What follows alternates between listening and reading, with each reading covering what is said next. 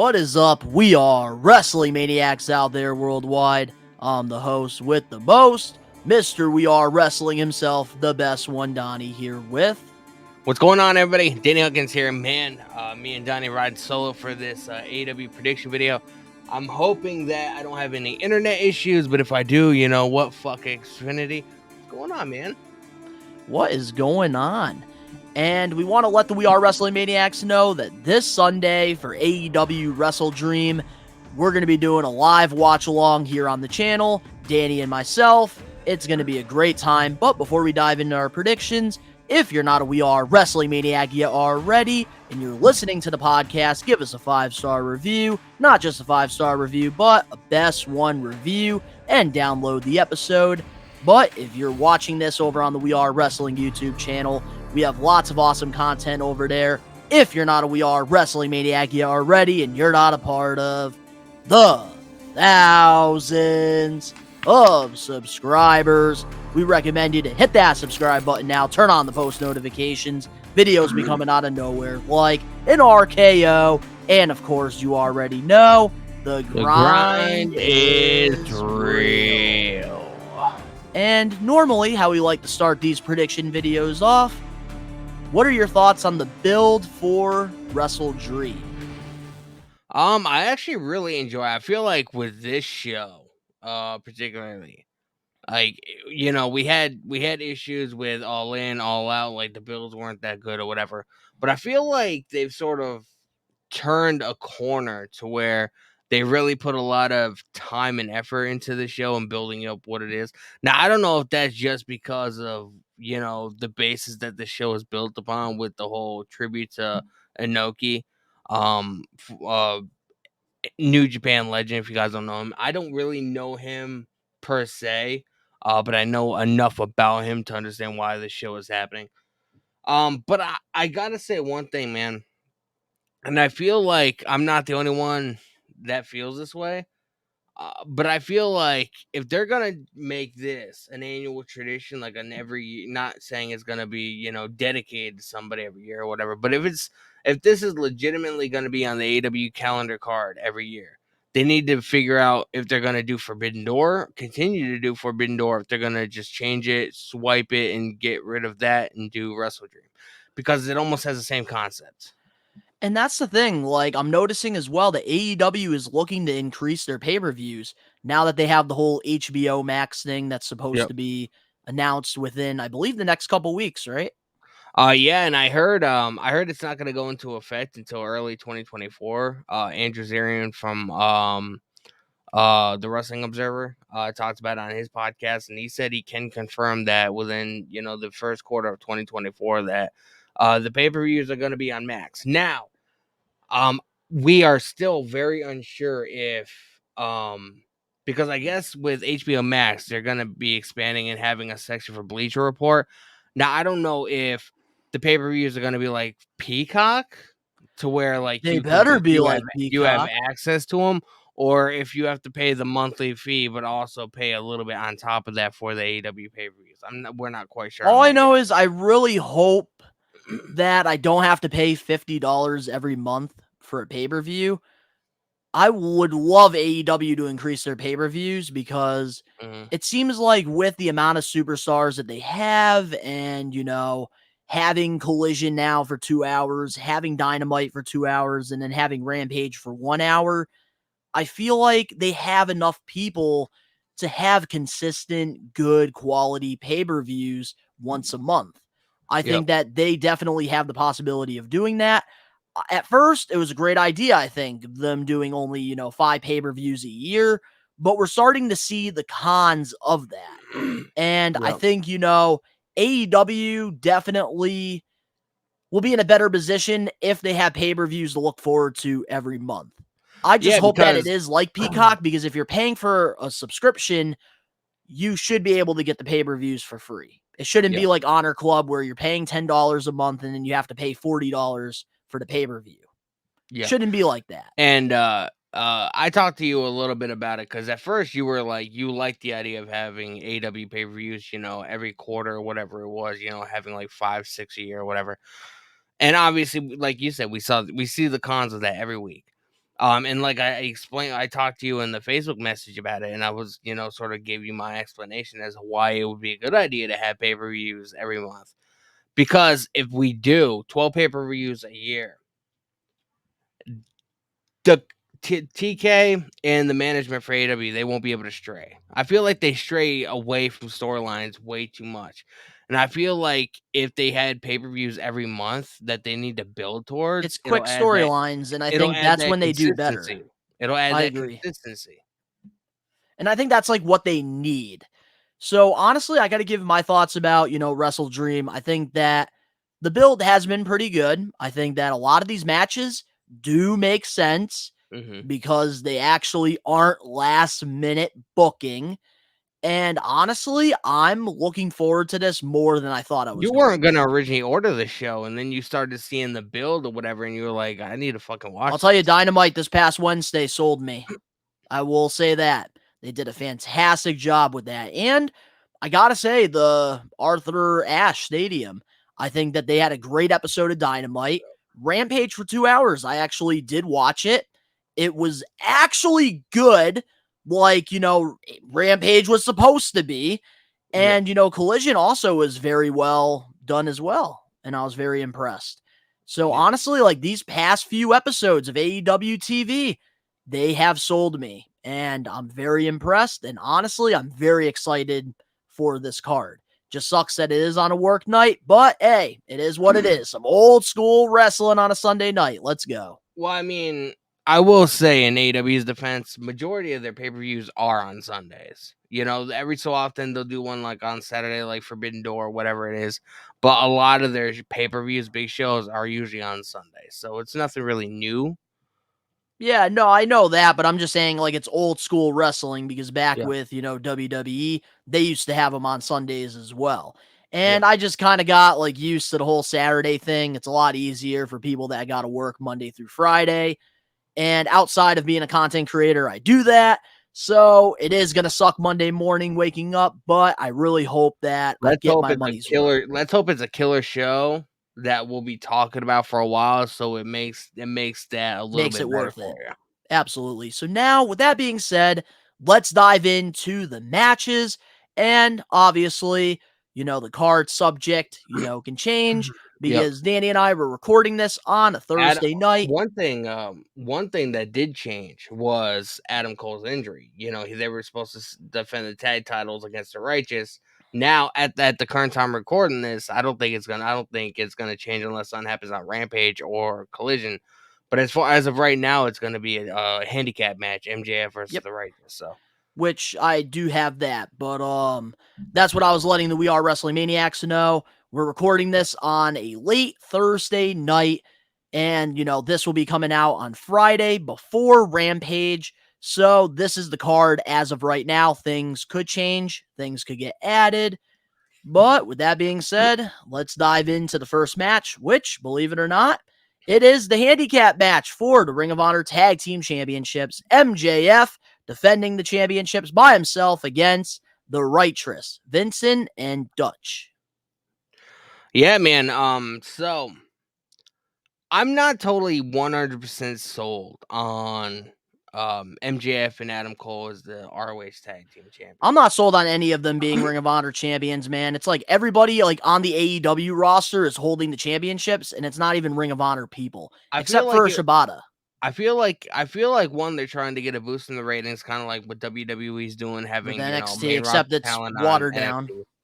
Yeah, and I feel like it would have been better suited to have MJF and Adam Cole as the AEW Tag Team Champions because it would have made more sense. Yeah, but at the same Um, time, too, FTR has a lot of momentum this time yeah, around as champions. yeah. Um, Part of me does think with this match, part of me does think something big is gonna happen. Obviously, we saw the cliffhanger from Dynamite on Wednesday, which obviously you guys talked about on this week's episode of the podcast, which is coming out tomorrow. But we already pretty much know who's underneath that mask, or at least I do. I think it's Adam Cole, but part of me doesn't believe it could. Now, here's the cool thing about having somebody under a mask, right? You can make it anybody. You can make it anybody until the reveal happens. So this could very well be a possibility in order to keep the storyline going, because Adam Cole obviously needs surgery. This is a way to keep it fresh until he's able to come back. I will say a broken ankle is a lot quicker and a lot easier to come back from than like a torn pec or a torn ACL, whatever it is. You know what I Oh, mean? absolutely. So it's not going to be very long for him, recovery time wise. Um, but I feel like something big is going to happen, and I do believe this is going to set up um MJF to be the leader of the kingdom, and it's going to be MJF, Adam Cole, Roderick Strong, Matt Taven, and Mike Bennett. And I feel like MJF is going to be sort of like the leader. And then at some point, obviously, it's gonna, Adam Cole is gonna end up turning on MJF, and and the kingdom's gonna end up going with him. So I feel like this match is setting up something big. So, here's my thoughts about this. That mask, man, what a cliffhanger. That is how I want AEW television to be every week. And the reason why I think you and I both loved Collision when CM Punk was there, because it felt like a 2-hour television show. Yeah. And I don't really like Vince Russo that much, but one thing I will praise the man with, some of his, takes in pro wrestling today is they do focus too much on the in-ring stuff and they don't focus on the television side of things. And last, Dynamite, that was a perfect cliffhanger to get you interested in what's going to happen during next week or what's going to happen at the next show. And I think that was fantastic. Even MJF starting a feud with Jay White, I am super excited about Bro, that that. promo was fucking And phenomenal. I think that's going to be a great build for Full Gear, I think. You know what I could see? I could very well see Jay White screwing Adam Cole and MJF out of the tag champions, having the Righteous become the ROH tag champions, because they've been getting their name out there. They've been becoming bigger stars or whatever. Why not? They're legitimate ROH talent. Why not give them the tag titles? And if MJF does get screwed by Jay White, that can set up a feud for them even more. So it'll It add more does add intrigue more to it. animosity to the feud. And nobody's gonna bat an eye if MJF loses because he got screwed out of the match. So here's, what I do want to say before I do, give my predictions on this. Vincent and Dutch, I'm very happy that they're getting this opportunity because, in case you guys, don't know, I'm a huge advocate for independent pro wrestling. And I got to watch Vincent and Dutch, wrestle for Northeast Wrestling for a very long time, before, getting onto this stage. So I am very happy that, Vincent is getting this opportunity. He's somebody that, I got to watch, his first year in the business. And he has a lot of, he really reminds me a lot of Raven. And I'm Mhm. very excited to see what he can do on this stage. And I think having the exposure of going against a guy like MJF, who's very over right now with the crowd, I think I'm very happy for these guys. I wish that, they did have Vita Von Star with them. I wish that they had Tyler Bateman with them. But hey, I'll take Dutch and I'll take Vincent. But now, getting into my predictions for this, I do have MJF retaining the championships with, Adam Cole. I think that he's going to get that massive John Cena, babyface, pop. I think that this is going to be a great match and a fun one. And here's what I would want to happen. MJF retains the titles. Then the Kingdom are going to get involved with, Matt Taven, Mike Bennett, Roderick Strong. We need them to stay in the picture with MJF during this time while Adam Cole is away. And I think that they should find some way to maybe do a 2-on-1 handicap match and have, Mike Bennett and Matt Taven take the titles from MJF. I think that would add a lot more to that, which I feel like is a very important key into this storyline. Can we just sit here and appreciate what a fantastic job Roderick Strong is doing? Because even when he was a part of the Undisputed Era in NXT, he was sort of the guy, that sort of stayed in the back. He didn't really, get to express his, characteristic side. Dude, And what I feel he's like doing this, right now with this whole neck strong thing is fantastic. Like he's playing that perfect whiny, friend that feels betrayed because he's jealous that Adam Cole's paying more attention to MJF. I love every second of this storyline. And So Roderick Strong has done fantastic.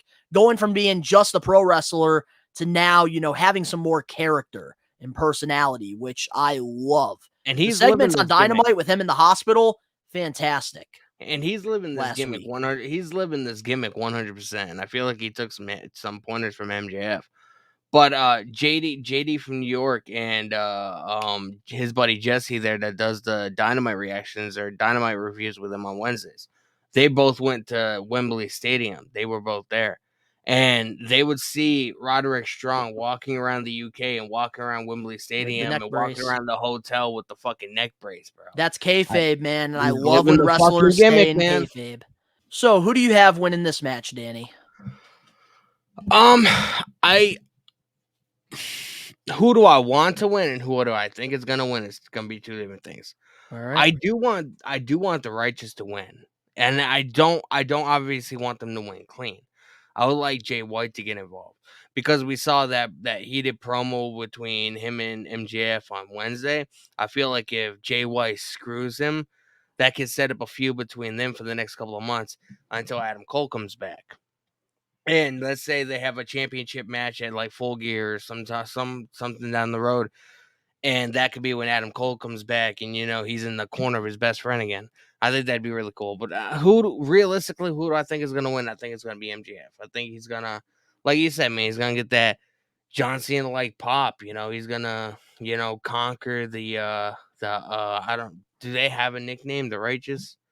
He's in a handicap match between them two, so it's going to be interesting to see. He's going to kangaroo kick their heads off their bodies. He can't do a double clothesline, though, but he can do the kangaroo kick.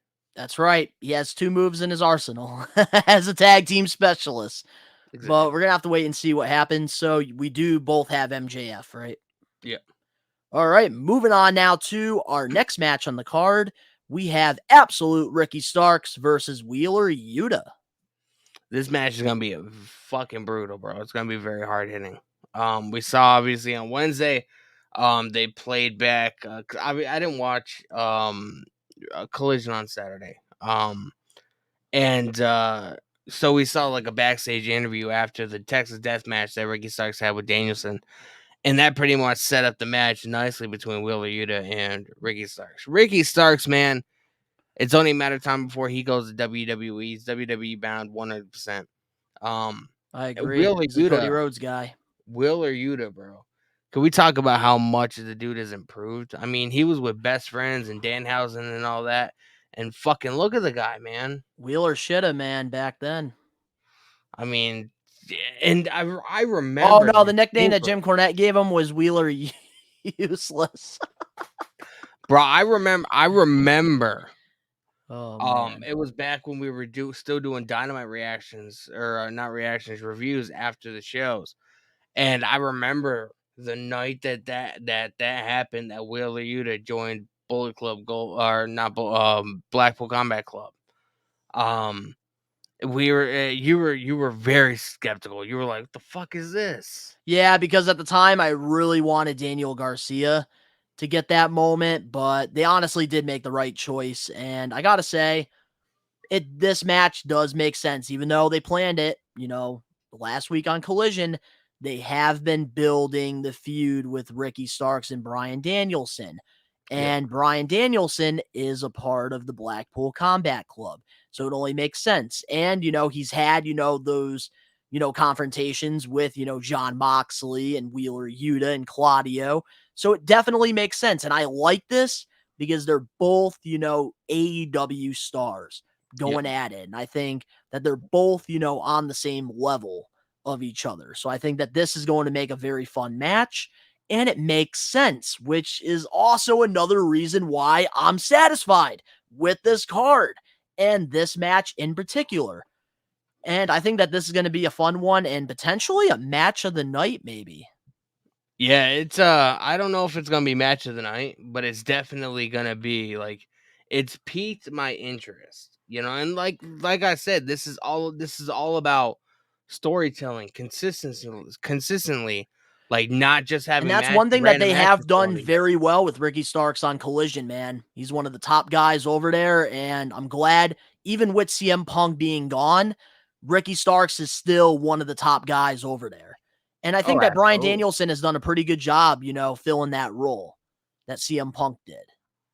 Exactly, man. They just have to continue to write, consistent television because obviously they don't have Ace Steel and CM Punk, writing it anymore. It's Tony Yeah. Khan, and that's the biggest concern. But, getting back into this match, who do we have winning this?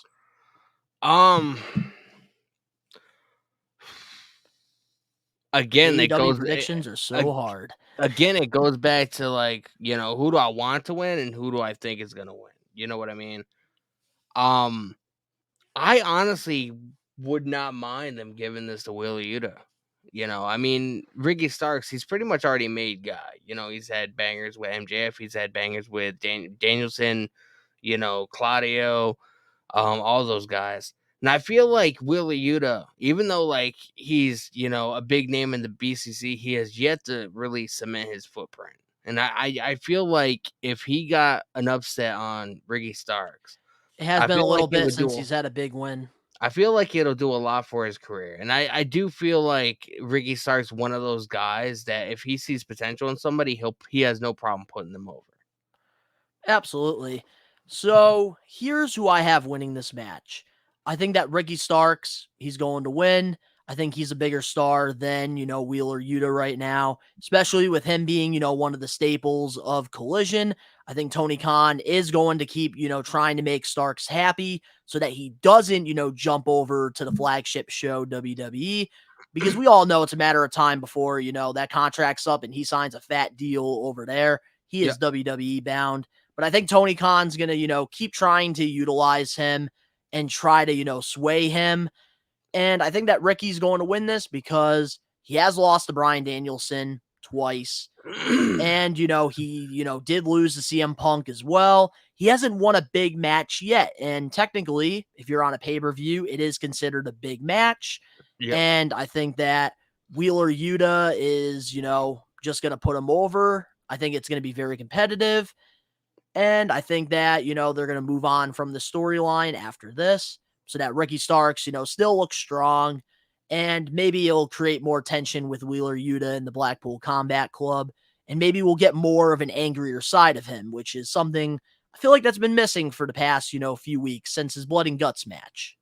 Yeah, I feel like that too. It's almost like he's sort of He's just letting everybody Claudio every uppercut him. everybody looks like everybody looks at Claudio and Moxley and Danielson obviously. And everybody's like, like you have these three heavy hitters, and then you have this guy, Will you like, what does he fucking do? I feel like sooner or later he's gonna wanna, have that separation. Still have love for those guys, but he's really gonna want to show the world what the fuck he's capable of. And Because I remind feel you, the like BCC has been losing as well. yeah, Claudio just lost his Ring of Honor championship. John Moxley just lost his international championship. So I won't I be have a question surprised for if you. Ricky wins this. How long do you think they're gonna go as a group? Because every group I feel like has a time Well, I has a think with limit. Bryan Danielson being back, he just doesn't fit the BCC anymore. And I think it's He only a matter doesn't of time because before, they split them up. he's Danielson's Or pretty they much like just, a baby reconstruct face. the group. Yeah. Danielson's pretty much like a baby face now, so he doesn't fit the mold of what BCC was built upon. You know what I mean? Exactly. But so And there's nothing you could do because he's such a good baby face. exactly, fans, everything that dude's been through, his time on Total The Divas, fans are with him. him, having to retire because of his neck and other issues or whatever, and him finally coming back. I mean, fans don't want to have to boo him; they want to cheer him, and I mean, you really can't. And If you get especially like cheered with as a the heel, that's especially sort with of the a bad thing. reports that come out about him, like Tony Khan saying like if something ever, God forbid, happened to him, he would want his dad to give AEW to Bryan Danielson. That tells you everything about Bryan Danielson and the type of person he is. Very down to earth, very Yeah. chill, great family man. Family comes first, great pro wrestler. I think that, this this match is going to be very well. I do have Ricky. You have Wheeler Yuta. Yep. Alrighty, well, moving on now to our next match. We have a number 1 contenders match for a future shot at the AEW Tag Team Championships. We have the Young Bucks versus the Guns versus Orange Cassidy and Hook versus Lucha Bros. Can we just sit here and talk about how well the Guns are doing in Bullet Club Gold, man? Dude, they are fantastic. I think they're solid, in-ring workers. I love that they're old school workers. They don't do, the crazy spots to get over. Yep. They're very entertaining. They're, the crowd, they love to hate the Guns, which is great. And the entrance and the presentation is what puts them over the top. I love when the lights, dim and they shut the lights off. And then they get that really cool round, cinematic shot of them, like, doing the little guns. And man, the gear that they have, like, they are striving right They're now. definitely like old school, I feel like, I mean, but Very look, old school. Look who their dad is, you know what I mean?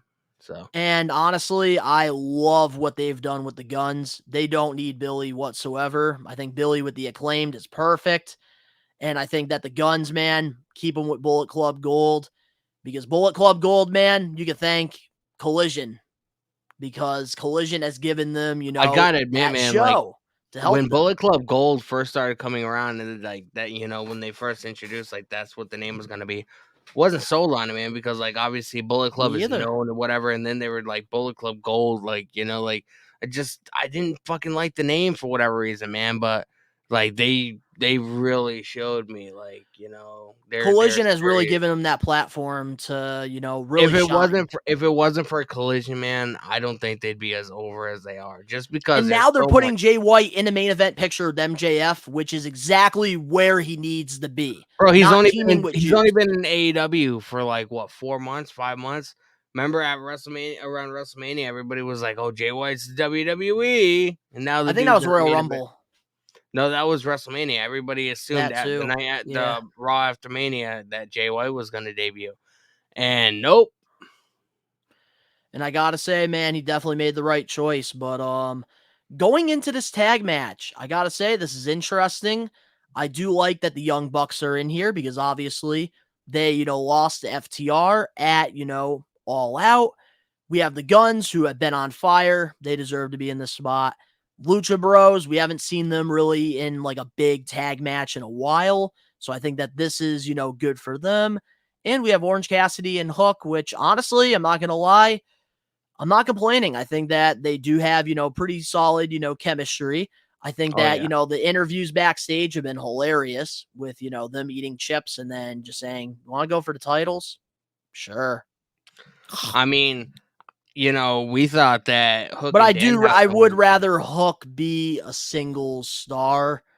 But hey, it is what it is. They're both going to be on the card. They have nothing for Hook right now, so yeah, exactly. The thing about being a that's singles fine. is, like they only have they have very limited amount of time, to really, throw people on the card. There's people that they aren't using at all. I mean, Wardlow, for instance. So I'd rather Hook be in a tag team and be Dude, I'm not seen going to lie, man. It would have been so cool to have Hook and Rob Van Dam team in this because that was a really Didn't they fun team on match on Collision. Because they both did team during Collision, which that was a really fun match. And they did have some really cool chemistry. It would make sense for them to team. But I know Rob Van Dam, they have him on like, special deal where they bring him in, here and there, which, is cool for him. I will say this. If Danhausen was healthy, I would have had Danhausen and Orange Cassidy team. Does anybody have Danhausen got hurt, I did really like that team. Does anybody have any news on Danhausen? He's been hurt for like a year and a half. It should be coming back pretty soon. I know he had a he's shoulder been injury. I know he's been doing like convention appearances and stuff like that, and autograph signings and stuff. So he's been around. I didn't know if there was any updates. Probably like another like couple months, probably because he did have a shoulder injury, and usually the shoulder does take a long time to heal. Yeah. But honestly, like I'm happy with the 4 teams that are in it. I can't really complain too much.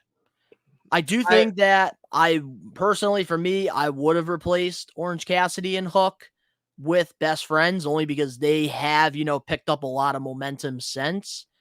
You know what And team I thought really I don't had a know. lot of potential? Or you could add Claudio and Wheeler. You could have. Well, Wheeler's in a tag match already, Wheeler's in a singles, or yeah. a singles match. Um, you know what team really had a lot of potential, but I feel like AW wasted them? But the Butcher and the Blade. Dude, they should be consistently on TV. That really pisses me off the way that, they book these guys because Sam they're Roberts just so did. good. Sam Roberts just did like an hour and a So half good. interview on his YouTube channel with Butch. Fucking watch it, bro. Dude, they're so good. I don't understand why they're not on TV. But I do Butcher's gotta, only been. but I do gotta say though, this I think will be a fun match overall. You're Oh, it gonna will get your be. fun Orange Cassidy spots. You're gonna get your hook spots, super kicks all over the place. But A lot of high flying. I legitimately feel like they're turning Orange Cassidy into like the Roman Reigns of AEW. Dude, he's the workhorse of AEW. That That's what man. I'm saying, man. Like TK must love this fucking guy. Like the Hey, way he he's is been one of the booked. best wrestlers. I believe he was number 8 this year in the Pro Wrestling Illustration Jeez. 500. But who do we have winning this match? Um, I gotta go with the Guns, man. I gotta go with the Guns. I feel like they've been very consistent. I feel like having titles in Bullet Club Gold until I could see the Guns having the AW tag titles, Jay White being the AW champion, and Juice Robinson being the TNT champion at some Or point, international championship or because Christian's international cooking. champion. You know what I mean? So I don't know. I just feel like the Guns. I liked them when they were tag team champions, and I feel like it'll give them a little bit more to do instead of just being the Dude, guys behind Jay White I'm and Juice not gonna Robinson. lie to you. We haven't had a faction hold all the titles yet in AEW. Like we were I mean, close to that with the Young Bucks with the tag titles and Omega with the world title, but the other championships weren't, we never had that yet in AEW. I would not mind that at all, honestly, but Bullet Club Gold has been fucking cooking too. I'm going to say this.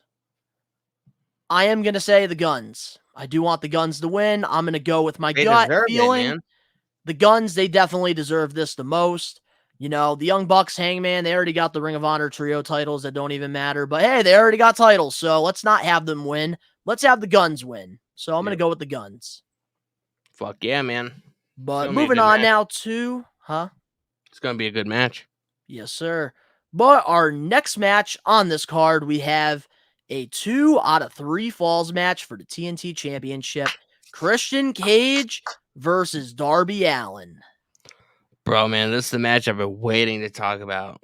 This is the best work that Christian's done in his entire career, man. Like, Can I just say this? I feel like when it was Edge and Christian back in the Attitude Era, I feel like Edge was already always number one and Christian was always number two. Like he never really had the opportunity to really shine and show what he could do. And I feel like now he's finally getting that time. Well, he was able to in TNA wrestling when he left Yeah, but it WWE wasn't in as big as 2005. this. And not true because TNA at the time, they were pulling in like 2 to 3 million a week. But after that, he, went to, the ECW brand, won the title, made the championship prestigious, but then, went on to, the main roster, ended up winning the World Heavyweight Championship on SmackDown, feuding with Randy Orton that whole summer. And then, he was just misused. And, now with AEW, yeah, he's really, striving right now and he is putting on some of his best work. I think Christian is way better outside of WWE because even his TNA run, it was short, but it was so good and he felt like a main event player. Yep. AEW, at first when he was brought in, he felt like a main event player, but then he kind of got lost in the shuffle with Jungle Bitch and, Luchasaurus. But then, he was able to find that, happiness with, his heel work because Christian works phenomenally as a heel. And I Yep. got to say, right now, he is putting on some of the best work in his whole career. So I gotta But don't discredit his TNA run. yeah, don't discredit nothing. I will say, and this is gonna be a little bit of a spoiler, and this is pretty much we already know how the match is gonna go, so it's not really a spoiler. I heard later in October, so like mid-October, that Darby Allin was gonna be taken off. He's gonna be off of TV for like 2-3 months. He's gonna be going. He's gonna be going to Korea and he's gonna be going to Japan for some time, to train for his hike up the fucking Mount Everest or whatever it is. So obviously with that being noted, we already know that he's not gonna win. But I love what Christian's doing. He's one of those heels that you really legitimately love to hate, and like you like want to you wish this dude would get hit by a fucking bus. Like that's how much you hate him and his character.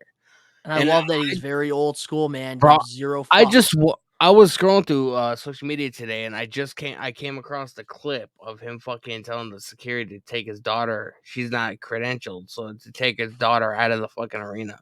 I mean, who the fuck is doing that, bro? Yeah, it's my Christian is kid. so Get her the old fuck school as out. a heel. He's the type of heel that he wants you to key his car. He is the type of heel that he wants you to pull a knife on him. You don't get that in 2023. You get that more in the 80s and the 90s. So honestly, I love it, and I Kind love of that remind Christian me is of getting his flowers. it kind of remind me of how Jericho used to be, like that heel stint that he had in WWE.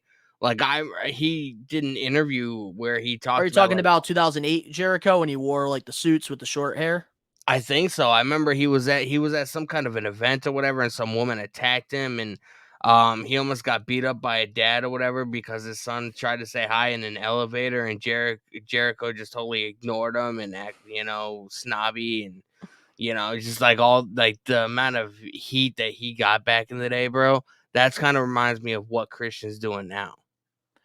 Yeah, man, I gotta say this. This feud with Christian Cage and Darby Allin has been 5 stars. It's been fantastic. This is one of the matches I'm definitely looking forward to the most on this card.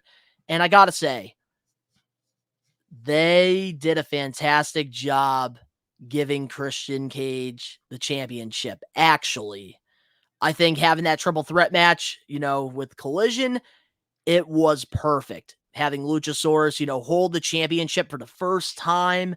And like we really got to see his genuine feelings towards the title. And then Christian pins him and takes the title. They did it fantastically. And this is what I've been waiting for. I've been waiting for Christian Cage to actually hold the championship. And honestly, I'm very satisfied with what they've done. And dude, right now, Christian's cooking. And here's what I hope happens. I want Nick Wayne to get involved, and I want him to sell out. I want him to turn on Darby Allin, get that heat. It'd be a great way to write Darby off of TV. And then you can have Nick Wayne's mom on TV and have her try to love all up on Christian. Well, you can have her, trying to tell Nick Wayne that like what he's doing isn't right, but like he knows what he's doing. And you get set this big plan up because obviously Nick Wayne right now isn't on the same page with Darby Allin because of the whole AR Fox thing. It only makes sense to have him sell out and, get some heat. But at the end of the day, you can have Christian go on this dominant TNT title run. And eventually, when the time is right, Nick Wayne will strike. And then you could set him up for a big pop and a big win with the TNT championship. Bro, man, oh, this match is gonna be so good, man. This is like one of the top matches that I'm looking forward to, throughout the entire night. And should we also mention, a little bit of our predictions about, possibly, a certain somebody possibly showing up? Edge, man. Imagine. The 2 out of 3 falls match, man. There's a lot of time to, implement him in there somewhere. All I know is it's all going to be interesting. Who do you have winning this match? I gotta go with Christian, man. Here's how I think it's gonna happen. I feel like I feel like I feel like Darby Allin is gonna be on the verge of winning. Somebody comes out, attacks him, gives him the concerto, pulls Christian on top of him, 1, 2, 3. I feel like that person is gonna be Edge, man. You know, obviously it's hard to really pinpoint now because we don't know what the falls are gonna be per se. Because there's always the first fall is a wrestling match, the second fall is a last man standing or whatever, and then the third is a ladder match or no No, holds this barred, isn't Three whatever it is. Stages of Hell. It's just a 2 out of 3 falls. So Oh, it is. you have to get 2 pinfalls to win. So I could definitely see a certain somebody come showing up, man. So, with my, predictions here, I do have Christian Cage retaining the championship. And I think that Nick Wayne is going to turn heel and he's going to turn on Darby Allin. He's going to sell out. And I think Christian Cage is going to retain the title and he's going to take Nick Wayne under his wing. Yeah, but if Nick Wayne turns on Darby and attacks Darby and helps Christian, there would be no need for Mr. Copeland to. Well, you could have Mr. Copeland show up after the screw job happens. And that could make a perfect cliffhanger for Dynamite. What's Edge doing here? What's going to happen now? Yeah. And you could have that segment with him and Christian, but have the stare down happen at Wrestledream. So I do got to go Christian Cage, man. Don't fix something that's not broken. He's making this championship very prestigious again. We don't need him to be a transitional champion. I'm so happy that Luchasaurus, is not the champion now. I'm glad. I could see Luchasaurus showing up and sort of getting in the face of Christian, and then Edge, that's how Mr. Copeland comes out. I mean, there's so many different scenarios, bro, that can happen. When Edge shows up, it's going to be a huge surprise because it's going to be something that none of us are thinking about right now.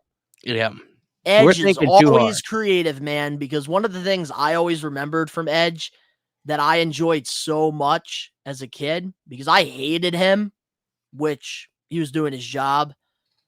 2006 ECW One Night Stand when, he wore the leather jacket, wearing all black with, the helmet on, and then speared Cena through the table and cost him the WWE Championship in that arena.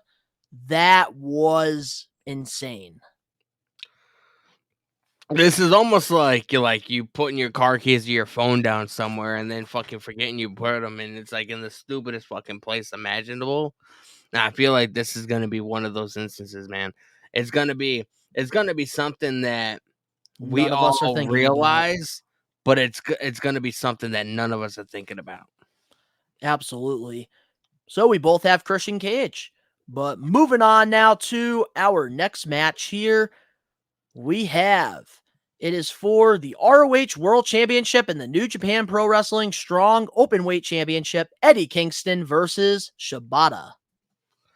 Yeah, and before we continue a little bit, congratulations to Eddie Kingston signing a new contract, 4 more years with AEW. Yep, which, by the way, to the We Are Wrestling Maniacs, we are going to be covering the Eddie Kingston, contract extension over on the podcast tomorrow. So recommend you guys to go listen to that when it comes out. Yeah, make sure you guys check it out. But we know how much Eddie Kingston loves and appreciates New Japan and everything that that's what he wanted to do. He never had aspirations of being in WWE or WrestleMania. His aspiration was I want to main event Tokyo Dome. I want to be involved in that.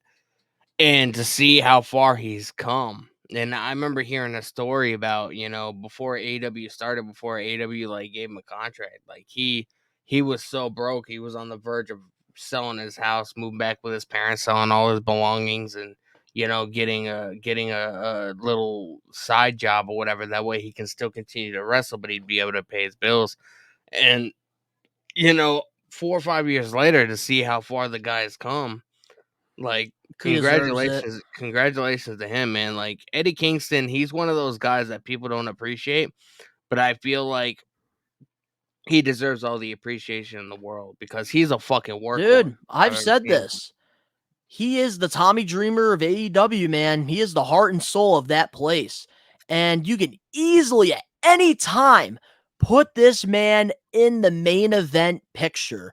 And he could get that massive pop against the heel for the AEW World Championship. He is Mhm. somebody that you could build your company around if you do it right. Yep. And I got to say this, man. I know this is going to be a solid match, but it is one of the matches I am not really looking forward to. I do love Eddie Kingston, but Shibata, I know he's a good wrestler, but they haven't really done anything storyline wise. I think that they're doing this because it is Wrestledream, so they do want to add some, New Japan in there. So I Yep. totally understand why they're doing it, but it's not one of my matches that I'm really looking forward to, but I know it's going to be a good one. I'm looking forward to it because of Eddie Kingston, and you know, I will support everything that he does just because I like him. I like the kind of person that he Well, dude, I is, love Kingston. and He's you know, 150% real. we see the amount of work that he puts in. You know what I mean? So I always want to be able to support those kind of guys. Because Absolutely. there's guys that are good, but they don't give a fuck, and you can clearly see that. Like, Eddie Kingston cares about this, so I'll support everything that he does. The way he praises TK in interviews and the way he presents himself on TV, like you get what you get with him. And Yeah, honestly, he deserves, all the success in the world. Even when, Cody Rhodes did that open challenge, Kingston, man, he really went all out to, earn that AEW contract. He yeah, deserves his flowers, he deserves his respect, and it's only a matter of time before he gets it. Who do you got winning exactly. this? I gotta go. I gotta go with Eddie Kingston. Like, I don't know much about Shibata's work. Like, I'm not that familiar One or of Ricky's knowledgeable. favorite wrestlers. I'm not that familiar with, like, New Japan and stuff like that. Just because, Oh, you man, know, that was funny as hell. A lot of New Japan shows, and I've learned that watching Wrestle Kingdom 17 back in January. Like, it's on at 3 o'clock in the morning, over here where we live, and I'm just like, I'm not that dedicated to it to want to stay up that late to One watch of it. our close, We Are Wrestling Maniacs, Ricky, who's, usually a part of the watch alongs and stuff. He's, a New Japan Pro Wrestling fan, and Shibata is one of his favorite wrestlers. I remember, we went to AEW Collision in Hartford, Connecticut at the XL Center, and Shibata came out during, the Ring of Honor, taping after the show. And man, Ricky was so happy to see this man. It was hilarious. It was great.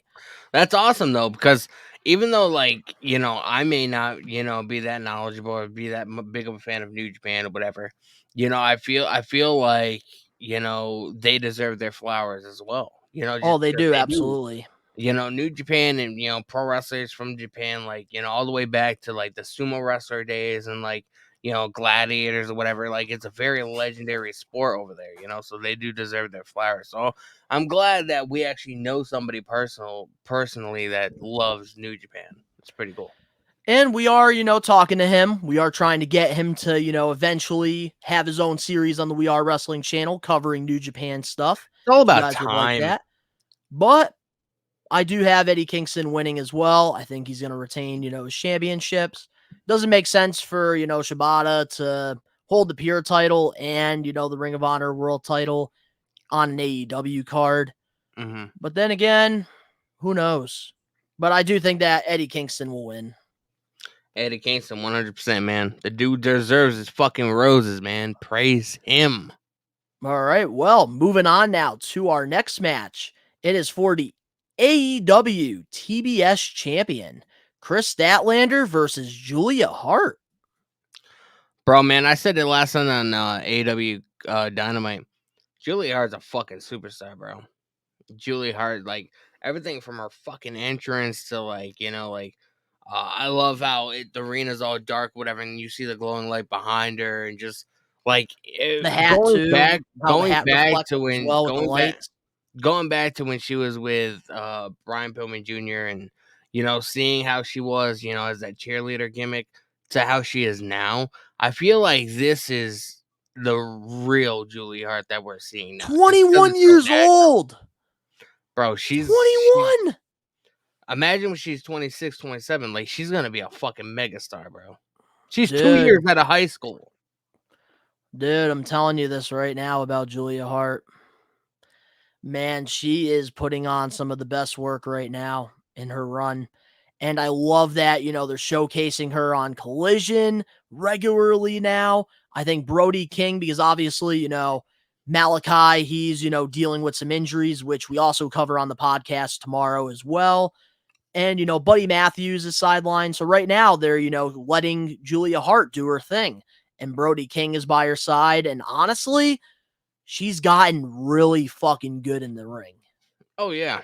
And the presentation is perfect. And she's really becoming her own, which honestly, I love to see because AEW women's division, they have a lot of solid role players in their division.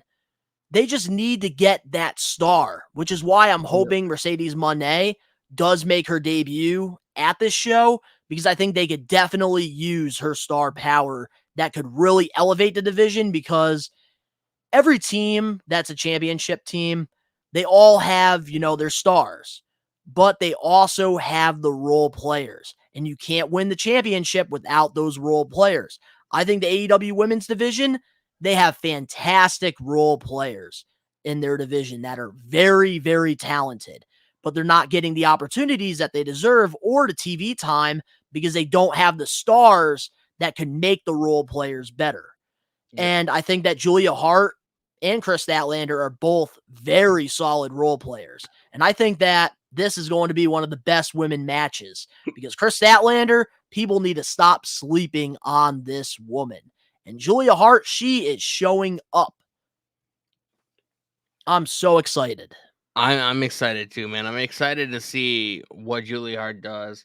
I will say I don't think she's gonna win tomorrow just because Chris Statlander just came back. She just won the title. She beat Jade Cargill twice, who you also talk about on the podcast tomorrow. Um, but I feel like it's gonna give Julie Hart more momentum to potentially be TBS champion in the future.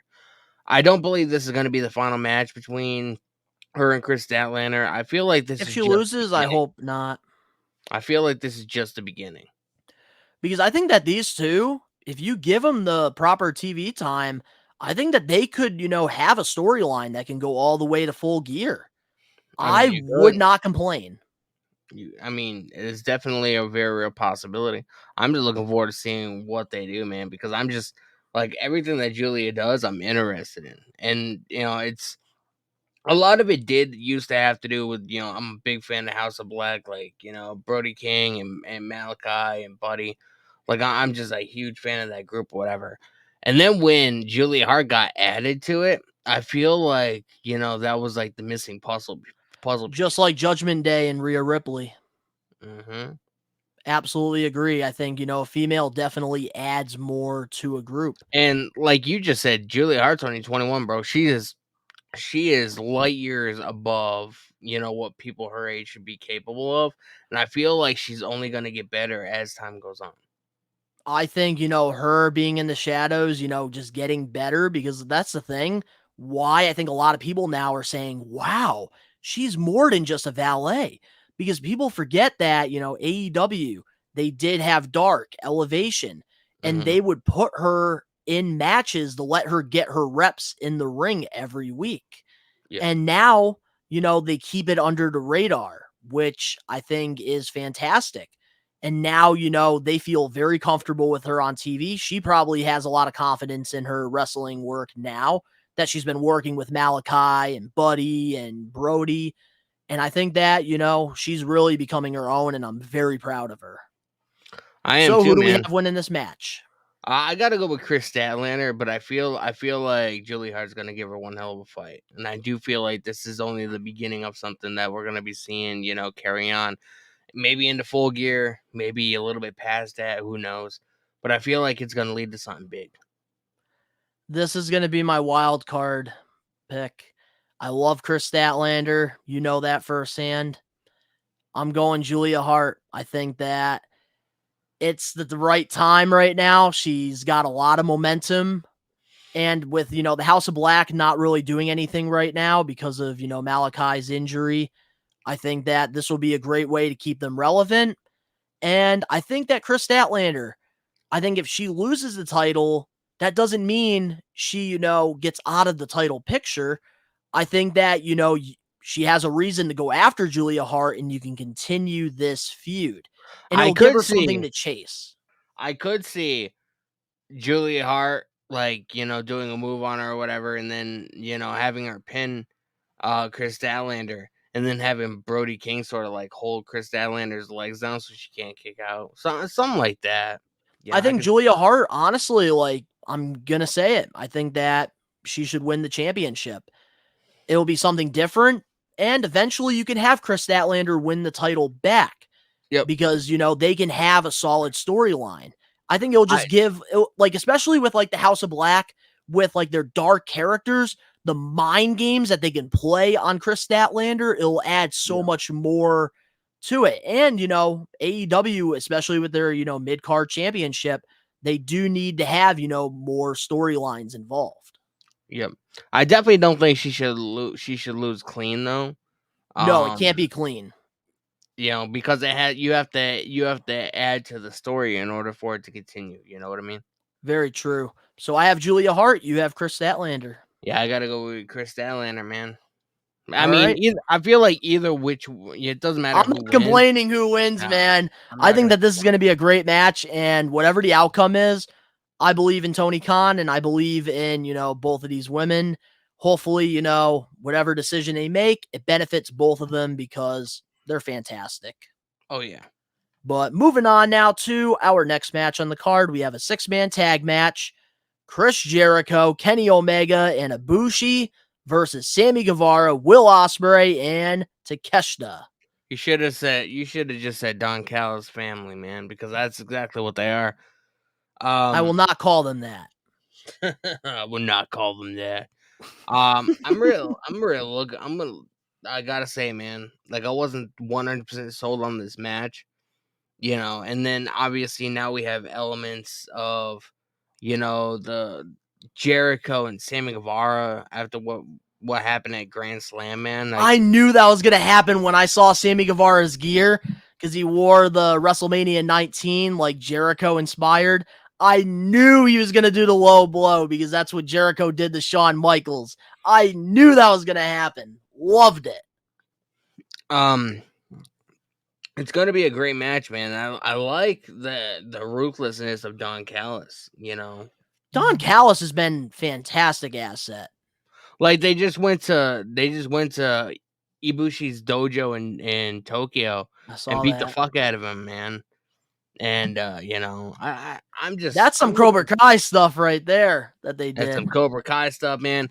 And Love like it. the creepy ass paintings that Don Callis has, been Dude, showcasing. his masterpieces. Don Callis is the perfect heel manager. I love what this man is doing. He's getting nuclear heat for just doing the stupidest things that are just getting under people's skin. I think that this is great. And then having Takeshita, Kenny Omega putting him over not once, but twice on 2 big shows adds so much more credibility to Don Callis, Takeshita, and the family. Oh, And this is great. This is great. Konosuke Don Takeshita, Callis bro. is finally getting his family together for once. It's like Konosuke his family is Takeshita, like all bro. over the place. He has Will Ospreay, who's in Japan and the UK. He has now Sammy Guevara, who's doing his vlogs and stuff. And then you have Takeshita, who is just, an ass I'm kicker. kind of curious to see if we're gonna be able to see Will Ospreay's tattoo. That was one of the funniest things on the He podcast. might have a fucking paper towel or something wrapped around his fucking arm. Elbow pad going a little bit higher up than the elbow. But man, I do gotta say this, like, Konosuke I'm Takeshita, bro, the dude, like, Kenny really looking Omega forward made to that dude this. into a fucking legend, bro. I'm really looking forward to this match. It does have storyline to it, especially because Jericho and Omega feuded back in, New Japan when Jericho, before he signed with AEW. Yeah, And they Tokyo had some Dome. classics. So I love the elements here that are involved in this storyline because for the first time, Kenny Omega and Chris Jericho, they're somewhat on the same page. And when you have Yep. two big stars like that on the same page, it's definitely interesting for those day one fans like myself who have been, paying attention to, Kenny Omega and Chris Jericho and seeing them, get to this point. It makes you want to root for them. And I think that, this is going to be great. It's gonna be great, man, and I'm looking forward to this match. So Like I many said, like solid freaking storylines and matches for this card. I'm so excited. that's Live why. watch along on Sunday, guys. Wrestledream. Danny and I will be live. It's going to be a great fucking time. Doing Bro, this predictions is making me even more excited for this card. bro, just everything that's going into the show, man. This is how AEW needs to continue to book their fucking pay-per-views, man. Because matches that are just They're thrown all together with solid no matches and storylines, except for maybe Shibata and Kingston, but But still. even I'm sure even that has some kind of a story from New Japan or whatever, like the New Japan Yeah, archive. that we're Or not not, anymore. paying attention to. Yeah, no. Yeah, But so I love this 6-man tag match. This is perfect. Because we already got Takeshita versus Omega. and bro, We already got Jericho versus Guevara. This is perfect. The two major players from fucking Winnipeg, bro. Chris Jericho and Kenny Omega. Tag teaming. For the first time, man, I love everything about this. Who do we got winning? I gotta go with Jericho, Omega, and Ibushi, man. Just because Kenny Omega, he got beat twice, but in two major matches by Takeshita. I feel like they need some kind of advantage, and I feel like winning this match, it'll be able to carry on with the story, with whatever the story is gonna be, because obviously it's not ending. But I feel like if you have Takeshita and that team win again, it's gonna take some credibility away from Kenny Omega and Jericho and them. It's going to definitely be interesting whichever way they go. I definitely believe in, the But then direction of again, this. Jericho beat Sammy Guevara at Grand Slam. So I mean, I was going to give you my prediction. I have the Don Callis family winning this. Sammy Guevara pins Chris Jericho. You said you wouldn't call him that. Well, now I am because I'm very excited about them being all together for the first time ever. I got goosebumps, man. Oh my God. This is the family reunion this family has been waiting for because they're all over the place. But now they can actually have Sunday dinner before the 6-man tag match. I'm going with the Don Callis family. Bro, I'm a simp for Don Callis. We've had Jericho versus Omega. We've had Jericho versus Will Ospreay. We've had Will Ospreay versus Omega. I mean, oh my God, bro. This is why it makes so much sense. And here's what I think is going to happen. Sammy Guevara is going to get that big pin on Chris Jericho, and it's just going to add more fuel to this storyline. And then I think what's going to happen at Full Gear, we're getting Anarchy in the arena. Don Callis family versus Jericho, Omega, and probably Hangman and a couple other people. Oh my God, man. I'm so excited. So you got Kenny, Jericho, and Ibushi. I have the Don Callis family. All right, well, moving on now to our next match. We have Swerve Strickland, home court advantage versus Hangman Adam Page. This last night the contract signing on Wednesday, I feel like that really sold it for me. When was the last time you really saw, that ruthlessness from Adam Page? He's sort of he's been missing for a while since the world title. he's angry, but he has like angry moments, whatever. But he's sort of chill. I mean, last night, bro, he fucking took a pen and stabbed Swerve in his hand. And signed the contract in blood. That's how they worded it on commentary. I gotta say, man, Swerve is doing the best stuff in his career. Like this stuff between him and Hangman, like, oh my god, bro. Again, story. And it's fucking fantastic. Finally, man, they're using Swerve the right way. I'm still not a fan of the whole Prince Nani thing. I'm just not a fan of it. I don't know why. Bro, I saw a video of him. I know him dancing, doing his little, and the crowd Bro, doing it that shit too. is fucking over, bro. It's over. I get why And people like Prince Prince Nana, I Nani. can't talk shit about him because one of my reactions that I posted on Instagram, he fucking liked it. So I can't be too negative. I'm not a fan of Prince Nani, Prince Nana. I don't really care for him that much. But Swerve right now is doing some of the best work as a heel, and Hangman has needed a solid feud. And honestly, I hope this isn't the end of the whole Swerve and Hangman story, because I think there's more to be told. Yeah. And I think that, Swerve needs to continue to be in a compelling storyline. And Hangman needs that too, because they both get lost in the shuffle so much.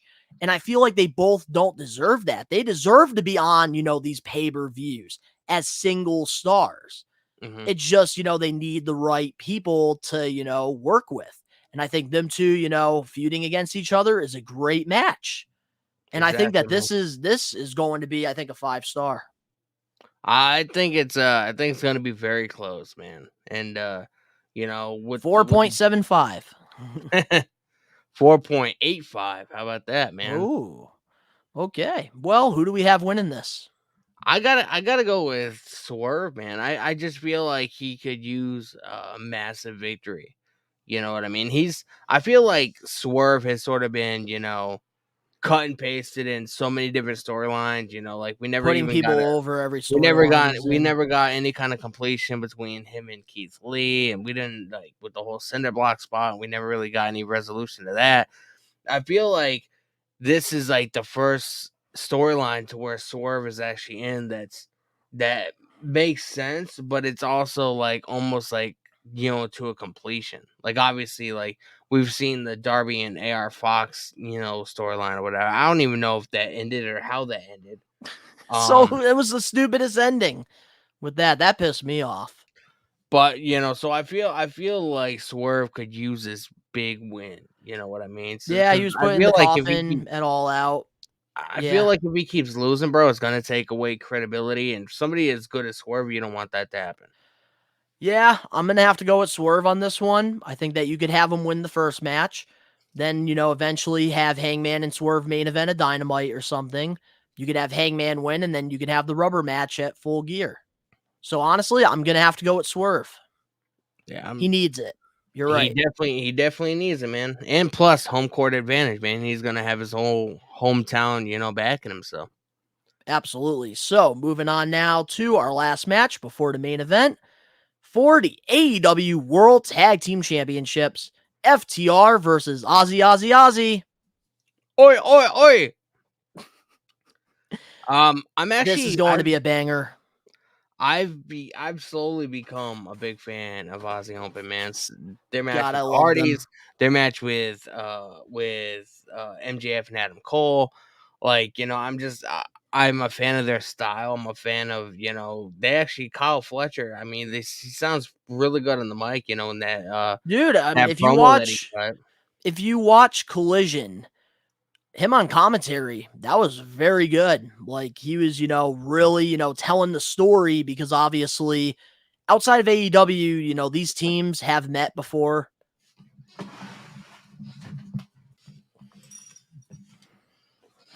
And action. And that's the thing, like Kyle Fletcher did a fantastic job on Collision on commentary, telling the story, because obviously this isn't the first time we got Ozzy Open versus FTR. They've had, lots of classics outside of AEW, and I'm glad that they're like kind of, acknowledging that And I think that, you know, the promo work with FTR and them has been fantastic. Love the rivalry, love the storyline. And I think that was very smart for Aussie Open to be put in, you know, the buy-in for All Out against MJF and Adam Cole, because I think it was a great way from them to transition from being just Ring of Honor guys to, you know, regular AEW stars. And even if it was just a buy-in and not on the actual show, I feel like the buy-ins get more viewers than the actual pay-per-view. You know, that way they can sort of see the feel of it, but they don't necessarily got to pay the $50 or whatever it is.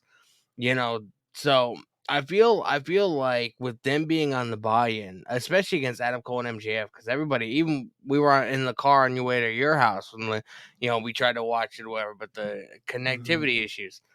You know, so that brought more eyes to what Aussie Open is capable of. Even if they, Aussie even though Open they is didn't so win, good. even if they didn't win, you know, it still put them over. This is going to be like, I've been saying 5-star a lot. This is going to be a 5-star guaranteed. I mean, you can't have I feel like this card is going to have at least 2 5-star matches. Bro, Jim maybe Cornette's 3. gonna lose his fucking mind. Well, sucks to be Jim Cornette, man. His hairline's going to recede more, just like yours. That's the thing I do feel like is going to happen, man, with FTR and Aussie Open. They're going to put on a classic, and this is going to be a great match. More eyes on Aussie Open, which is exactly what they need as a new tag team in AEW. But I do have to go with FTR, man. They are on fire right now. I don't see them losing to Aussie Open. Nope. I mean, FTR, bro, like, obviously we send the wars that they've had with the Briscoe brothers, with the Young Bucks, you know, countless other teams. You know, I mean, bro, put them in the ring for 20 minutes with fucking blow up dolls, they'll have a 5-star match. Like, I don't honestly think FTR are capable of having a bad match. I legitimately don't. I don't think so either, and I Give feel me the like fucking store mannequins from fucking Walmart, bro, and they'll put on an instant classic, okay? Here's the thing, I feel like FTR shouldn't lose the titles right now. They have so much momentum. And honestly, I don't know who should be the ones to take the titles off of them, but I wouldn't take the titles off of them anytime yet. I feel like they have a lot more to prove. If I had to say it right now, give my prediction on that right now, I would say Adam Cole and MJF, if they're going to continue the storyline. Yeah, but at the same time, you have to remember MJF, January 1st, bidding war. You honestly believe that? I still believe it, man, until I see, you know, the whole big news breaks. I do hope MJF does resign and gets that big fat deal, but that's a whole nother topic for another day. But moving on now to our main event match for Wrestledream. Bryan Danielson, the American Dragon, versus Zack Sabre Jr. Zack Sabre Jr., man. This match was supposed to happen at the very first Forbidden Door, but Danielson ended up getting injured like a week or two before the match or whatever, so it had to get scrapped. And I think they ended up making like a triple threat match, if I remember correctly. Fatal 4-way. Fatal 4-way. Isn't that the match that Adam Cole ended up getting a concussion in? Yep. So I mean, I don't know much about Zack Sabre Jr. Again, he's another talent from New Japan. Dude, I got to watch him. I do got to say this since, you know, he is a part of this match, and I finally get to share this story. I actually got to watch Zack wrestle a 1-hour match at Blitzkrieg Pro in 2017 versus Joey Janela. It was fantastic. Oh my God. And I got to meet him too, which he was a very nice person. This match is going to be killer, man. Again, Bryan Danielson's one of those guys that I don't feel like is capable of having a bad match. I really don't. Here's what I'm hoping out of this. I really hope Bryan Danielson stays healthy through this, because I guess apparently he's been working gimmick matches since coming back, because it's less risky to, you know, wrestle a gimmick match for him than, you know, a regular technical match. I mean, he wrestled a technical match with Tanahashi, and you saw how that ended up. Yep. But man, I gotta say this. this is a great main event for Wrestledream. Definitely makes sense to have, these two who are, technical geniuses. And in 2023, these two are battling for that number one spot as the best technical And like I wrestler right said, now. this match was supposed to happen last year around June at the first Forbidden Door, but it couldn't.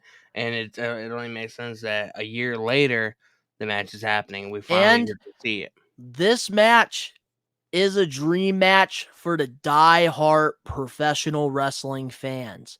This isn't a casual match. This is for us die-hard pro Well, wrestling fans. Ricky's gonna And that fucking is cream what himself. Wrestledream is supposed to be. And I think that this works as the main event because they both technically are the best technical wrestlers in the game right now. And the card surrounded by this main event all have compelling, solid storylines going into this. Yeah. So I give them the pass for this because, yes, there hasn't really been much storylines involved with this because Danielson's been working with Starks, but there doesn't have to be. Yeah. And that's why I'm very excited for this main event. It's going to be a fun one, and I can't wait to sit back, eat some That's why they popcorn, put and watch Wrestle. this. That's why they put Wrestle in front of Dream. Yep. The entire card is nothing but story and pro wrestling and great stuff. And then you have the one match that's your dream match, man. That's gonna be the main event: Zack Sabre Jr. versus Bryan Danielson. Absolutely. So, who do you have winning this classic? I gotta go with Bryan Danielson. I'm not that familiar with Zack Sabre Jr. Outside of like the Fatal 4-Way match that he had at Forbidden Door last year, whatever. I don't watch a lot of like like AAA and New Japan stuff like that. I don't really, like living over here in America. Like you really gotta search those things out. They're not like readily available to you. You know what I mean? So I don't keep an eye on it too much. But I know what Brian's capable of. And I know he would not he would not choose to work with somebody that was not up to his standards. So this match is going to be killer. I do have, Bryan Danielson beating Zach. I think that this is going to be a fantastic match. Guaranteed it's going to be going over 30 minutes, this Oh one. yeah. And it's going to be a fun one. I really hope that Danielson stays healthy through this match because I really want to see, how this run, is for him because apparently next year he's, going to be pretty much, on a lesser schedule. Yep. So his full-time, run is going to be up. He So I really promises want him to he stay healthy promises throughout this entire run and just have dream matches and have fun. he promised his daughter that by her 7th birthday that he would be retired from in-ring competitions. So, it's kind of ironic that the story came out about, Tony Khan, wanting to give him AEW if something ever happened to him. And now we're hearing about Danielson, wrapping it up in 2024. I mean, it speaks volumes. And I wonder what his next position within the company is going to be. And I'm glad that he's able to make that decision for himself and not a doctor because the first time around he didn't want to retire. He wasn't ready to hang the boots up. And I'm glad that, Danielson's able to do that now. Same with, Yep. Soraya, same with Edge, same with Christian. I'm glad that, they're able to get cleared and they get to have this final run. And honestly, I really hope Big E gets that opportunity as well. I'm hoping, man. And Jason Jordan too, because I know he hasn't been able to get cleared either. I will say, man, if Edge can come back from what he came back from, anything Anybody is can. possible. Don't rule anything out, man. As long as you're not in a fucking wheelchair, anything is possible. So now, any other predictions that you have for Wrestledream before we close this off? No, we pretty much talked about, each match, went down the match card, talked about our thoughts on the stories. We talked about, the possibility of Adam Copeland Edge coming in. We talked about Mercedes coming in at some point. I don't know, man. Like, is this gonna be the show of all shows? Like, is this gonna be where AW really solidifies himself as being a top dog in this fight, man? Just they can still be a top dog without being number one. So Exactly. And this, I think, is going to be, the pay-per-view that solidifies them as, the number 2 in, all of pro wrestling. And nobody's ever going to, get to WWE. Let's call it like it is. Yes, I enjoy AEW a lot more than WWE. I've always enjoyed, the, B show over the A, even with, TNA in Mm-hmm. 2006 to, 2009. I enjoyed watching that more than WWE. And that was during the Ruthless Aggression era. So Yeah. that's telling you something. I want, all of pro wrestling to strive, and WWE will always be the flagship show.